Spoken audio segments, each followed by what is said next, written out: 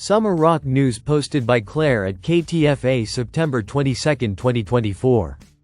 Listen to the full version on the official dinarreport.com website and become our supporter on Patreon. Clare. Central Bank of Iraq. We are studying removing zeros from the dinar and there are no restrictions on our balances in America.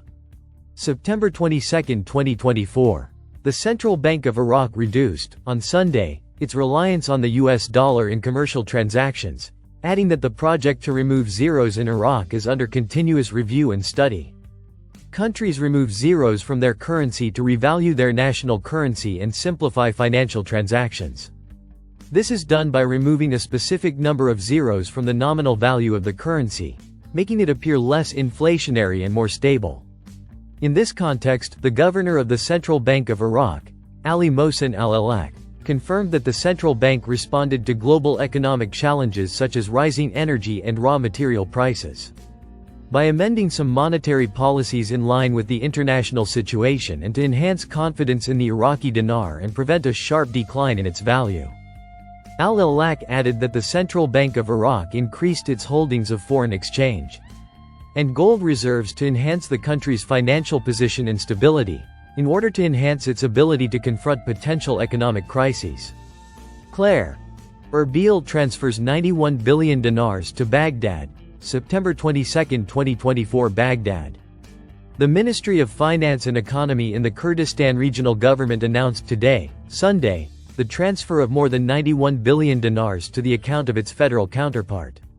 The ministry said in a statement that it had deposited an amount of 91 billion, 151 million, and 784,000 dinars into the bank account of the Federal Ministry of Finance at the Central Bank of Iraq, Erbil branch. She explained that this amount represents the Federal Treasury's share of non-oil revenues in the region for the month of May 2024. Clare. Iraq participates in the Future Summit at the United Nations in New York. September 22, 2024.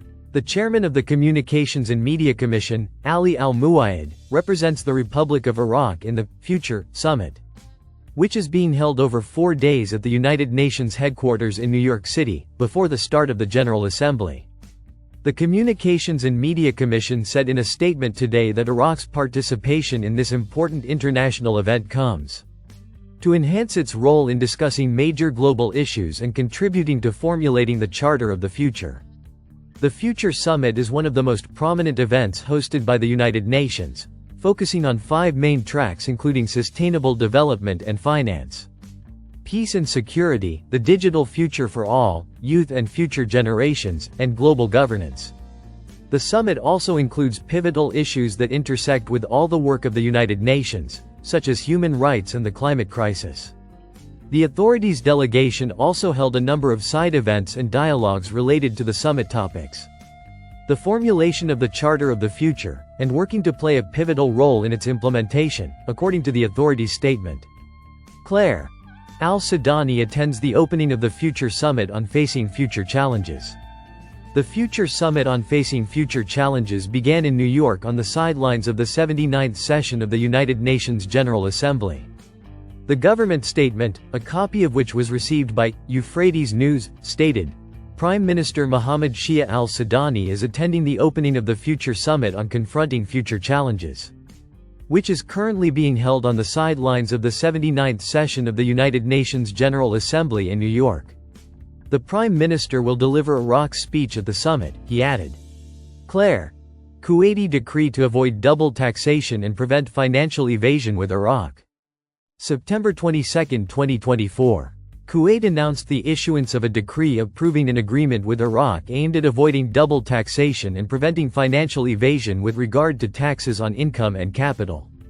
The Saudi Argam agency reported that the explanatory memorandum came out of a desire to strengthen mutual economic relations between the governments of Kuwait and Iraq, as the agreement was signed to avoid double taxation and prevent financial evasion.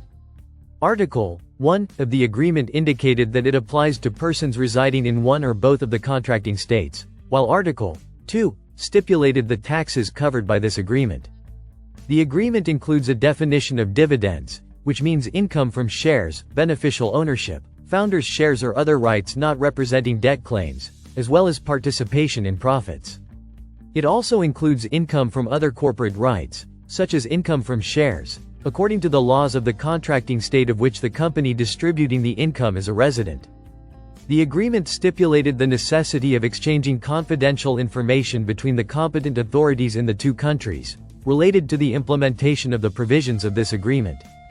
In addition, the agreement excluded income derived by a resident of a contracting state as a theater, cinema, radio, television, or musical artist, or as a sportsperson, as these categories may be subject to tax in the other contracting state. Clare. Will Parliament resort to the courts to dismiss al-Alaq? Baghdad. Member of the Parliamentary Integrity Committee, MP Hadi al-Salami, revealed today, Friday, that the governor of the central bank, Ali al-Alaq, refused the request to host him in Parliament, while threatening to resort to the courts to file a complaint against the negligent. Al-Salami said in a statement, "We previously approached the Parliament presidency and approval was obtained to host the governor of the central bank to direct a parliamentary question." He added, "The governor of the central bank refuses to attend, and we will resort to the competent courts to file a complaint against anyone proven to be negligent regarding the difference between the official and parallel dollar rates." He explained that, "The difference between the official and parallel rates reaches $35 million per day."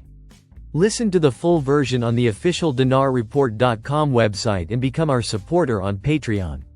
Source: dinarrecaps.com